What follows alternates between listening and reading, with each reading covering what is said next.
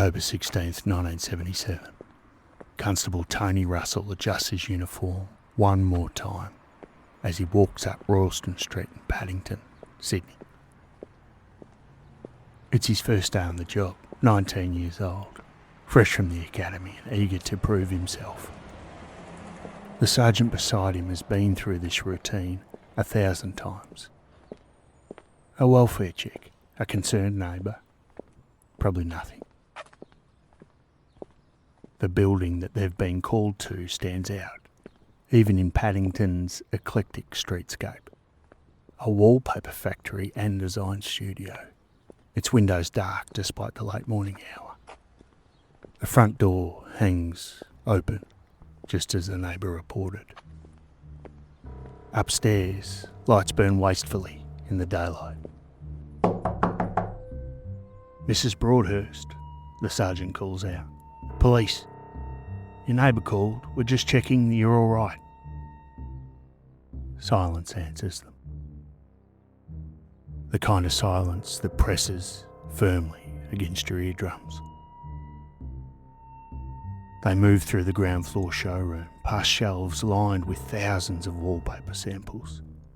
Exotic patterns with names like Japanese floral and peacock. Lime green sofas, fuchsia velvet chairs. The aesthetic excess of a woman who spent her life refusing to be ordinary. The sergeant starts up the stairs and Russell follows, his hand instinctively moving towards his radio. At the top of the stairs, a small bathroom. The door won't open fully. Something's blocking it from inside. The sergeant pushes harder and the door gives way.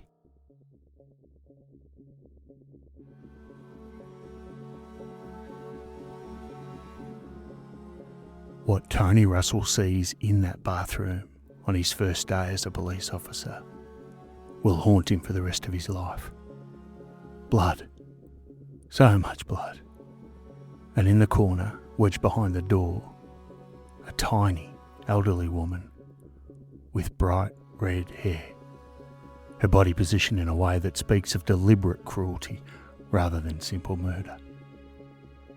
Florence Broadhurst, designer to the world, self-made empress of Australian wallpaper, has been beaten to death with a savage brutality. Her skull's fractured, her fingers are broken. Her killer careful enough to leave no fingerprints, but bold enough to share tea with her before the attack. Welcome back to Strewth, a podcast exploring Australia's most perplexing mysteries, both famous and forgotten. I'm your storyteller, Mark, and today we're exploring a case that spans 5 decades, connects a celebrated designer with a convicted serial killer, and remains officially unsolved despite what many investigators believe is overwhelming circumstantial evidence. This is the story of Florence Broadhurst. And although I'm not going to go into the gory details, it's important to know that this one does discuss the murder of people, and in particular, elderly people, which is really hard to take on. So if it's not for you, that's totally okay.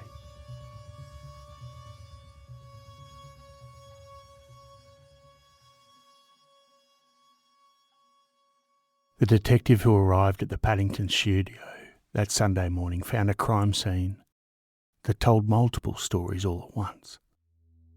Some were clear, others remain mysteries to this day. Florence had last been seen alive at 3:40 p.m. the previous afternoon, Saturday, October 15th, when her employees collected their wages. She told them not to lock the front door when they left at 4 p.m. This was pretty standard practice, a convenience that allowed visitors to enter freely. Customers. On this particular Saturday, that unlocked door had admitted a killer. 2 ornate teacups sat on the kitchen table. Florence had entertained a guest, shared tea and probably conversation.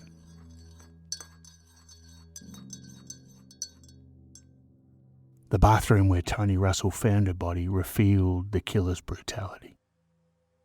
Florence's skull had been fractured by repeated blows from a blunt instrument, variously described in police reports as a large piece of timber, a lamp or an iron pipe. The murder weapon was never found, or rather it was found and then mysteriously vanished from police files, along with the crime scene photographs, creating what one expert would later call a question mark over whether a trial could ever go ahead, even if an arrest was made. Her body had been positioned deliberately, head pushed into the toilet bowl, limbs arranged. The degrading display spoke of rage, of contempt, of something beyond simple robbery or opportunistic violence. And yet, a robbery had clearly occurred. Florence's handbag was missing. The 7 rings she always wore, carefully chosen pieces that complemented her dramatic personal style, had been forcibly removed, breaking her fingers in the process. Approximately $8,000 in cash had been taken from the premises, which was a substantial sum in 1977, representing weeks of sales from her business. The killer had seemingly exited via a locked back door, demonstrating knowledge of where the key was kept. This probably wasn't a stranger who'd wandered in off the street. This was someone familiar with the factory's layout, someone who knew Florence well enough to be invited for tea, someone who understood her habits and routines. No fingerprints were recovered. The forensic limitations of 1977 meant no DNA was collected. The killer had been careful, methodical, leaving behind only questions and an empty teacup.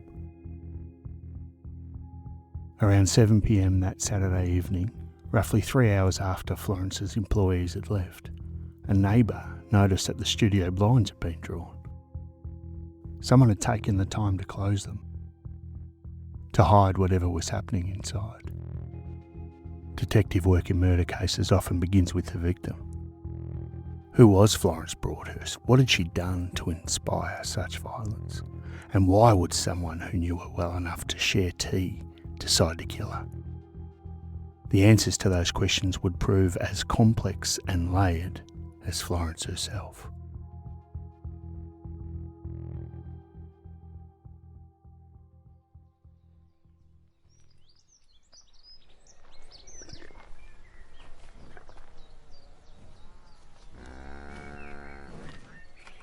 Florence Maud Broadhurst was born on July the 28th, 1899, on Mungie Station, a remote cattle property near Mount Perry in Queensland. It was harsh country, isolated, a world away from the life she would later claim for herself. Because Florence, you see, was a compulsive liar. Not the casual fibbing kind, but a systematic reinventor of her own history on a grand scale. She'd told people she'd been born into British aristocracy, that she'd known the royal family, that her background was one of privilege and sophistication, rather than Queensland dust and cattle yards. The truth was extraordinary enough without embellishment, though perhaps Florence never thought so.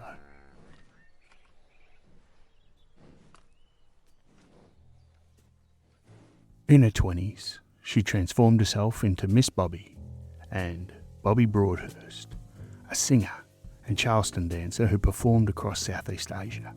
Shanghai in the 1920s was a city of opportunity for those bold enough to seize it, and Florence was nothing if not bold. She ran a finishing school for wealthy expatriate daughters, taught young women the arts of deportment and sophistication, while learning them herself. A serious car accident in 1927 ended her stage career. Head injuries, permanent damage. But Florence simply pivoted to her next reinvention. She married twice, first to stockbroker Percy Cann in 1929, a marriage that would later dissolve, and then to a diesel engineer, Leonard Lewis, in 1939, a union that produced a son, Robert Lloyd Lewis. During the 1930s, she operated as a French couturière, Madame Pellier, on London's Bond Street, selling fashion to women who had no idea their designer was a Queensland-born former dancer. In 1949, at the age of 50, Florence returned to Australia and took up landscape painting, a pleasant hobby for a middle-aged woman, respectable, say. She lasted exactly 10 years before boredom drove her to her next and final reinvention.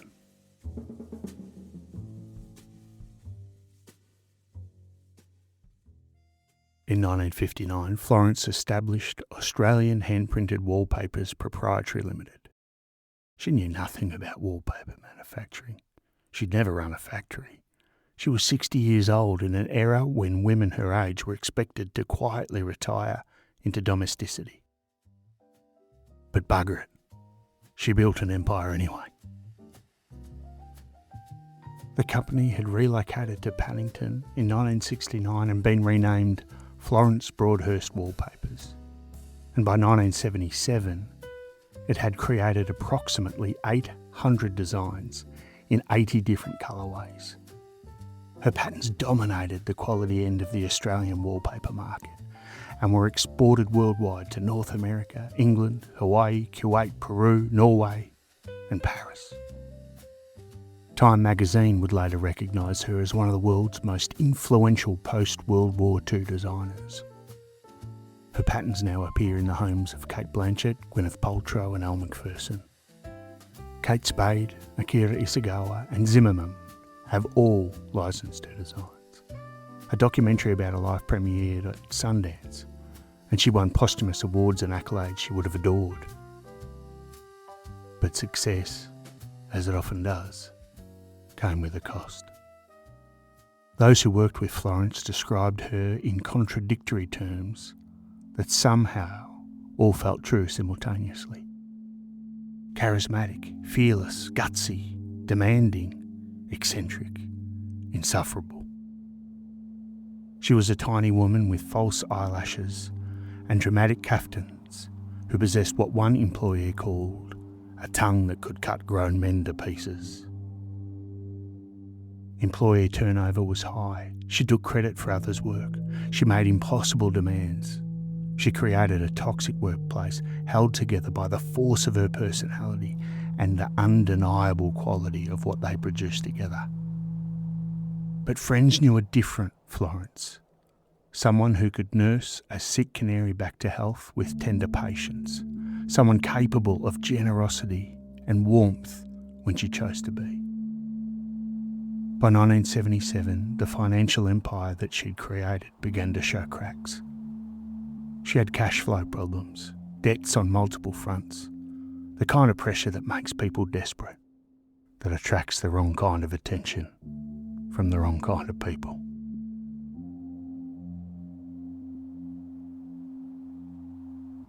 So, on October the 15th, 1977, at 78 years old, Florence was still working, still creating, still refusing to be anything other than exactly who she chose to be. And someone killed her for it.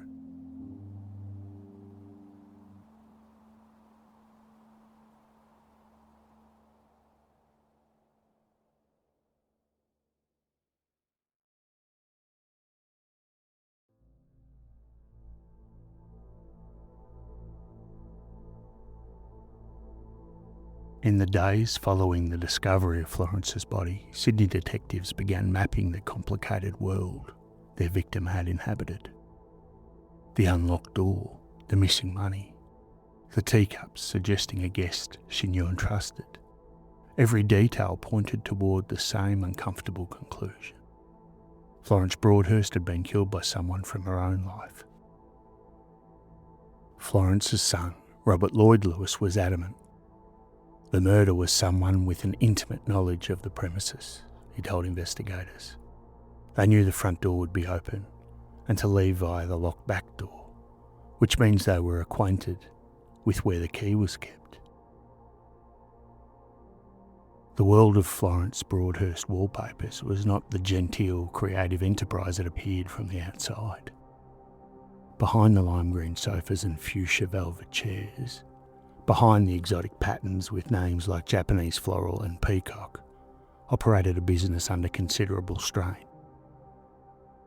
By 1977, Florence had what friends delicately described as cash flow problems. She was dealing with debt on a number of fronts, and the company that had once dominated the quality end of the Australian wallpaper market was hemorrhaging money. Competition had intensified, tastes were changing, and the financial pressures were mounting. Where exactly the money had gone and who Florence might have owed remained murky. Some sources suggest possible connections to organised crime through her business dealings. Nothing of the sort was ever proven, but this was 1970s Sydney, a city where the line between legitimate business and criminal enterprise could be surprisingly thin. Cash businesses like wallpaper manufacturing were attractive to people looking to move money about, and Florence's lavish lifestyle and expensive tastes required constant funding. $8,000 in cash had been in the studio that Saturday, a substantial sum, roughly equivalent to $40,000 today. Someone had known it was there. Someone had known when to come for it. But money wasn't the only possible motive investigators considered. Florence's relationships with her employees had ranged from difficult to toxic. High turnover was the norm at Royalston Street. People lasted months, not years, under Florence's management. It was said that she took credit for others' work, a cardinal sin in the design world where creative ownership means everything. An employee might spend weeks perfecting a pattern only to see Florence present it as her own creation, adding their design to her portfolio of 800 attributed works. Her verbal attacks were legendary. Florence didn't just criticise, she eviscerated, she humiliated. She reduced experienced craftspeople to tears with her assessments of their work, their intelligence, their worth as human beings.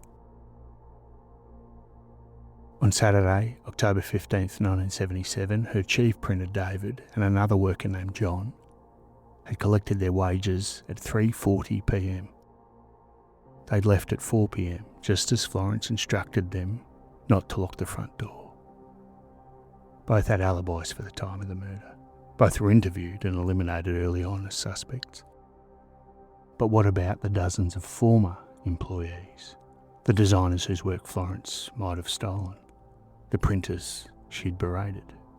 The salespeople she'd blamed for declining revenues? How many people had walked away from Royalston Street nursing grudges that might fester into something darker? Those teacups suggested Florence had entertained her killer willingly, shared that domestic ritual, perhaps discussed business, perhaps reminisced. The intimacy of that final conversation, whatever it had been, made the subsequent violence even more chilling.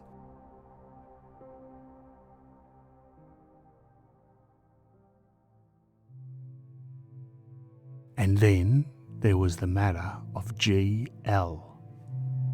In 1974, just 3 years before a murder, Florence had been attacked and robbed of $1,300 by a 23-year-old man whose initials were recorded in court documents as G.L.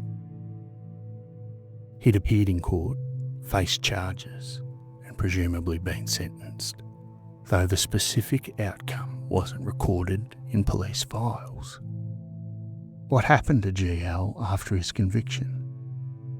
Had he served time and been released, nursing resentment against the elderly woman who'd pressed charges? Had he remembered the Paddington studio, the valuable wallpaper business, the cash Florence kept on hand? 3 years is time enough for anger to calcify into hatred, time enough to plan a return, time enough to convince yourself that the old woman owed you something more than what you'd already taken. Detective notes describe this lead as unexplored. G.L. was never seriously investigated for the murder. His whereabouts in October 1977 were inexplicably, apparently never established. He remains a loose thread in a case full of them. A young man with a documented history of violence against Florence, who simply disappeared from the investigative record.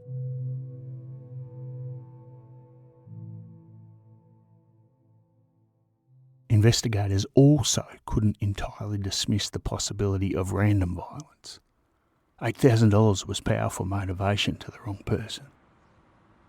Paddington in 1977 was gentrifying, but still rough around the edges. The studio's ground floor would have been visible from the street. Someone passing by may have noticed the elderly woman working alone. Might have known about her habit of leaving the front door unlocked. But the extreme violence argued against opportunistic robbery. The degrading positioning of the body, the broken fingers where rings had been forcibly removed, the careful exit via the locked back door. It didn't seem like some desperate addict grabbing cash and fleeing. This was personal, prolonged. This was rage. Friends and employees interviewed for the 2005 documentary Unfolding Florence, which I'll link to in the show notes, remain convinced. The motive was most likely financial, they said. Not random robbery, but financial dealings gone wrong.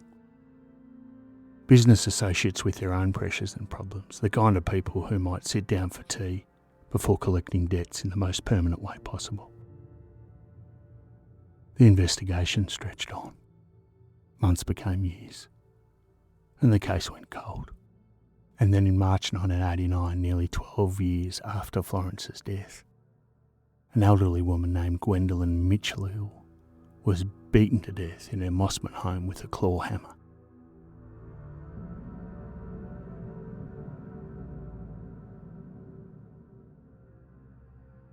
It was the beginning of a murder spree that would eventually connect back to that Paddington bathroom and raise disturbing questions about whether justice for Florence Broadhurst had been possible all along. But the granny killer, as he came to be known, theory would prove as complicated and controversial as everything else in Florence's life and death. For a little over a year between March 1989 and March 1990, elderly women in Sydney's North Shore suburbs lived in terror. Lady Winifreda Ashton, 84, Margaret Paywood, 85, Olive Cleveland, 81, Muriel Falconer, 93, Joan Sinclair, 60. 6 women murdered with savage brutality by a man who kept a claw hammer under the seat of his car. John Wayne Glover worked as a representative for 4 and 20 Pies, his territory covering Sydney's entire North Shore.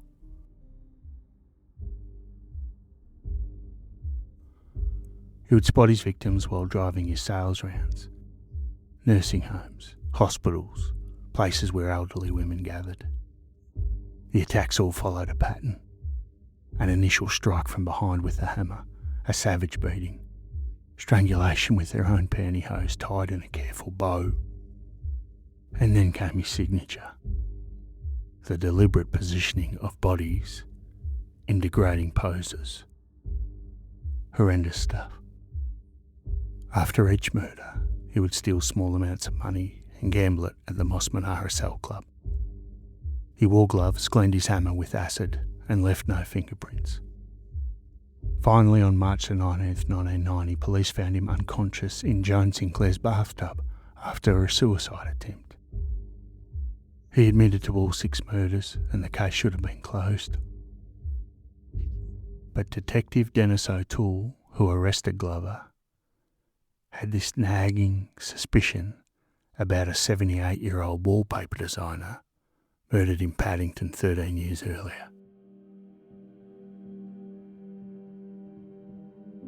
The connection started by emerging slowly and then came all at once. In 1972, one of Florence Broadhurst's employees married a man whose half-brother was John Wayne Glover, the granny killer. Florence attended that wedding, and so did Glover. According to the Sydney Morning Herald's later reporting, they sat next to each other and chatted throughout the evening. A small, eccentric woman with bright red hair and dramatic false eyelashes, talking with a quiet pie salesman from Mossman. They met again when Glover visited Florence's Paddington studio and purchased curtains that would later hang in his home. They attended a christening together, where Glover served as godfather to his young relative. 3 documented occasions when Florence Broadhurst and John Wayne Glover occupied the same space, established at least a basic relationship, something beyond a mere acquaintance. When detectives questioned Glover about Florence after his arrest, he initially denied knowing her entirely. "I didn't even know who she was," he said. When reminded of the wedding, the studio visit, the christening, he paused. "All right, I guess I did know her." A lie followed by a grudging admission, but not a confession. Detective O'Toole began compiling similarities between the cases, and the list grew disturbingly long. Florence was 78. Glover's confirmed victims ranged from 60 to 93, all elderly women. Florence had been bludgeoned with a blunt object. Glover used a claw hammer for every confirmed kill. Florence's body had been found posed in what sources described as a degrading position, her head pushed into the toilet bowl. Every single one of Glover's confirmed victims had been deliberately posed with clothing arranged in degrading ways. Florence was killed shortly after 4 on a Saturday afternoon.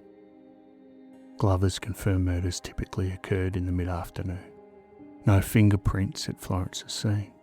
Glover always wore gloves. Florence's handbag, rings, and $8,000 stolen. Glover had stolen money from every victim's handbag. The parallels seemed impossible to ignore. Glover had known Florence. Their lives had intersected. The crime bore his signature in almost every detail. Detective O'Toole became absolutely convinced. John Wayne Glover had killed Florence Broadhurst. But conviction and proof are different things entirely.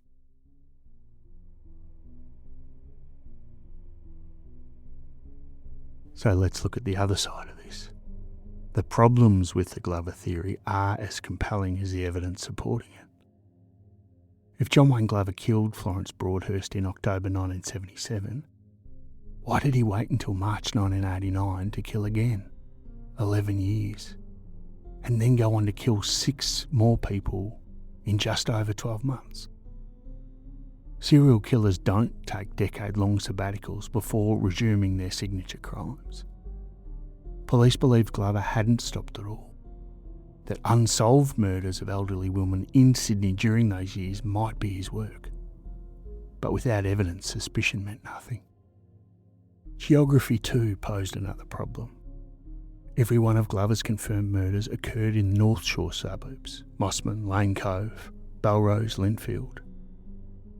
His hunting ground was consistent and limited. Paddington, in contrast, sits in Sydney's eastern suburbs, 6 to 10 kilometres from Glover's typical territory. Not impossible, but again, a departure from his established pattern. Glover admitted to his 6 confirmed murders without hesitation, described them in detail and showed no remorse. But he consistently denied killing Florence Broadhurst. "I didn't do it," he maintained, over and over again. Denial, of course, from a proven liar means very little. But without physical evidence, no DNA from 1977, no murder weapon, no crime scene photographs, what could investigators prove? Florence's son, Robert Lloyd Lewis, rejected the Glover theory entirely, maintaining that it was someone with intimate knowledge of the premises, someone from her business world. Catherine Thompson, the writer of the 2005 documentary Unfolding Florence, agreed. She said that it seemed very far-fetched to her and too convenient. The business associates with whom Florence had troubled financial dealings, the employees she'd humiliated and potentially even exploited, the mysterious GL who'd attacked her 3 years earlier and then vanished from the investigative record, the underworld figures who might have been involved in her cash-heavy business operations. Each theory has merit. Each has some circumstantial evidence to support it, but none of them can be proven. In September 2005, John Wayne Glover hanged himself in his cell at Lithgow Prison. He was 72 years old, serving 6 consecutive life sentences with a never-to-be-released directive. Days before his suicide, he gave his last visitor a sketch, a park scene, 2 pine trees, and a number 9 hidden in the foliage. Detective O'Toole offered an interpretation. 9 total murders, 3 beyond the 6 convictions. Florence Broadhurst, perhaps, amongst them. But Glover, of course, never had a chance to explain the drawing, never offered a deathbed confession, and never gave Florence's family the closure that might have come from certainty.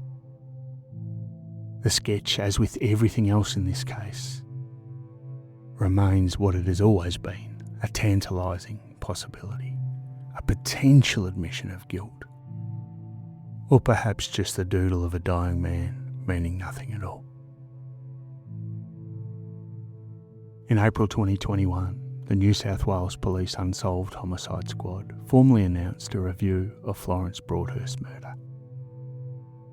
No public updates have emerged from that review at the time of this recording, and the case remains officially unsolved, waiting for evidence that may no longer exist. It would seem that the truth died with Florence in that Paddington bathroom, or perhaps it died with John Wayne Glover in his prison cell. Or perhaps, even more frighteningly, it's still walking around Sydney today, carried by someone who shared tea with an elderly designer on a Saturday afternoon 47 years ago, and then beat her mercilessly to death.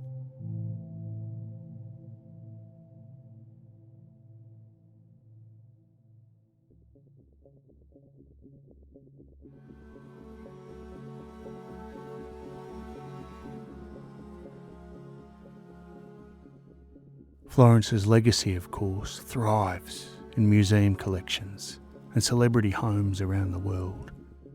Her designs sell for hundreds of dollars per roll. Her story has been told in documentaries and biographies. She has achieved the immortality that she craved. But justice, that remains as elusive and carefully constructed as the truth of Florence's own life story.